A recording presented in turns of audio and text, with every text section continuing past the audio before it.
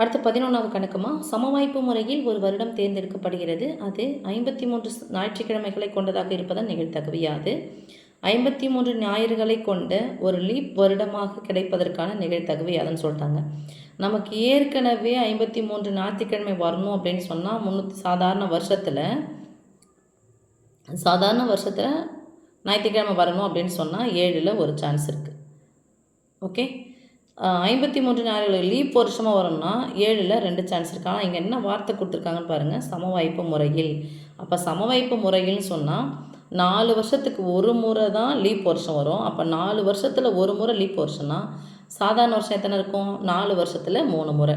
அப்போ 4/3 தான் சாதாரண வருஷம், 4/1 லீப் வருஷம்.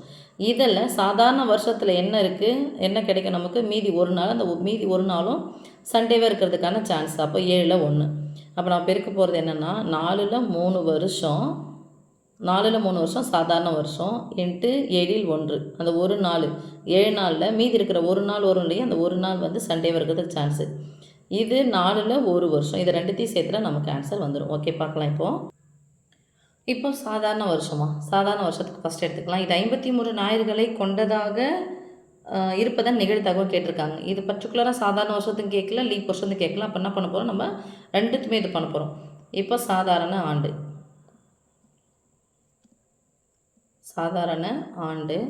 365 நாளா சாமி. இந்த 365 நாளை எப்படி பிரிக்க போகிறோம்? நம்ம 365 ஒரு வாரத்துக்கு 7 நாள், 7 35, மீதி 1 15, 2 14, மீதி 1. இந்த ஒரு நாள் ஞாயிறாக இருக்கலாம், திங்களாக இருக்கலாம், செவ்வாய், புதன், வியாழன், வெள்ளி, சனி. இது 7 நாளில் எதனா ஒரு நாளாக இருக்கலாம். அப்போ என்ன பண்ண போகிறோம், 52 முழு வாரம், 52 வாரங்கள் ப்ளஸ் ஒரு நாள்.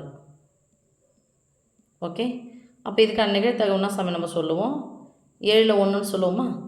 7ல் ஒரு நாள் வந்து ஞாயிற்றுக்கிழமையாக இருக்கிறதுக்கான நிகழ்தகவு. இதுலேயே 4 வருஷத்துக்கு ஒரு முறை தான் நமக்கு என்ன வரும், சாதாரண வருஷம் வரும்.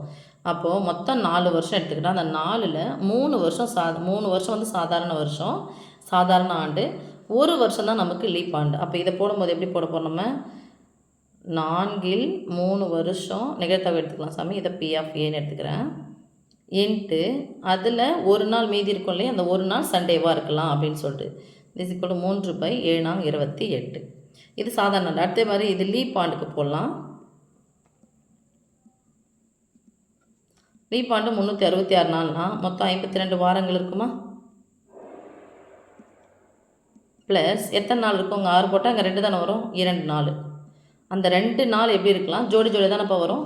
ஒன்று சனி ஞாயிறாக வரலாம், இல்லைனா ஞாயிறு திங்களாக வரலாம், இல்லைனா திங்கள் செவ்வாயாக வரலாம். அதில் எத்தனை இருக்க போது நீங்கள் 10th படிச்சிட்டிங்க.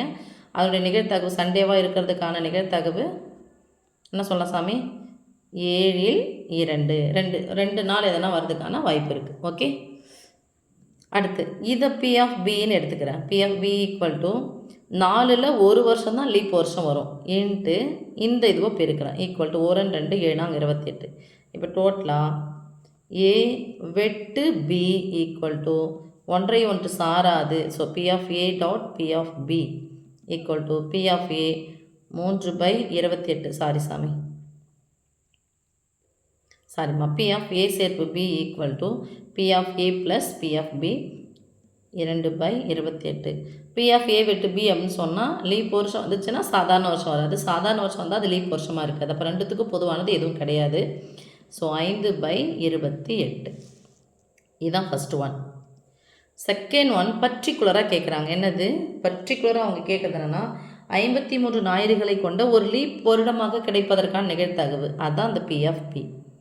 ஸோ இது ஃபுல்லாக ஃபஸ்ட்டு ஆன்சர். இது P/A சேர்ப்பு B = 5/28. செகண்டு நம்ம ஆல்ரெடி இதை கண்டுபிடிச்சிட்டோம் இல்லையா, இதை ஷார்டன் பண்ணால் நமக்கு முடிஞ்சிடும்.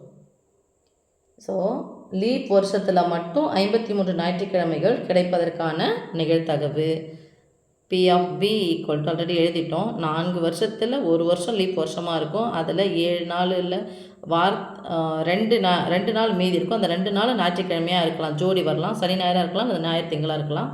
= ஒரு பின்னையன் இன்னொரு பின்னையன் நடுவில் பெருக்கல் குறுக்கு கேன்சல் 1 2 2 4 1 1 7 2 14. அப்போ ஆன்சர் 1/14. எங்கே தெரிஞ்சிச்சா? ஓகேம்மா.